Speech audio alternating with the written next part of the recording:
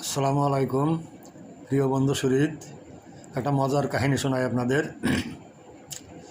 সত্যি কথা বলতে কি, ঝামেলায় যদি না ছাড়ে তা ঝামেলাকে এড়ানো বড় কঠিন। কোনো এক জমিদার বাড়ি খুব বড় রকমের খাওয়া দাওয়া হবে, তো এর জন্য আর কি সে আয়োজন করা হচ্ছে। তো তখন ওরা আসছিল জমিদারের প্রত্যেক প্রজা কিছু না কিছু খাজনা দিবে। তো মাছ তরকারি চাউল ডাউল ইত্যাদি যে যা পারে। আর সরকার মাসের পরে নির্দেশ থাকলো যে আপনি প্রজাদের নাম এবং কী দেয় সেটা লিখে রাখবেন। কারণ জমিদার সরকার মাসের তো খুব বেশি বিদ্যা নাই, তো তাই হোক এনে লিখে রাখছেন। কেউ কুমড়া দিচ্ছে, কেউ চাউল দিচ্ছে, কেউ ডাউল দিচ্ছে, কেউ লাউ দিচ্ছে। একজন এক গরিব কৃষক নিয়ে আসছে কিছু ঝিঙ্গা। এখন উমগায় লেখার বিদ্যা কিন্তু সরকার মাসার নেই।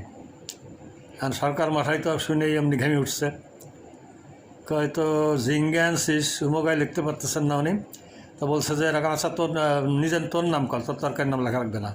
কাকে আমার নাম বঙ্গা, এখানে উমগা কিন্তু জয় গেল।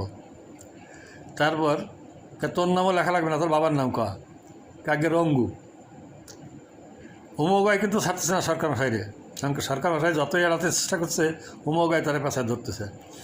আচ্ছা তোদের কারোর নাম লেখা লাগবে না, তোর বাড়ি কোথায় তাই বল। কাকে আমার বাড়ি গঙ্গারামপুর, তাই না, এখানে উমগ। তো তোর এগুলো কিছু লাগবে না, তুই আসছিস কিসে তাই বল। আমি তালের ডুঙ্গাবে। উমগ হয়তো কিন্তু ছাড়তেছে না সরকার মশাইরে। যাই হোক, সরকার হয়তো ঘাইমে ত্রাহি অবস্থা। লাস্ট আবার বলে যে যা, তোর কিছু লেখা লাগবে না, তোর নাম আমি বলবানি রবীন্দ্র মশাইকে, তুই যা। ধন্যবাদ সবাইকে।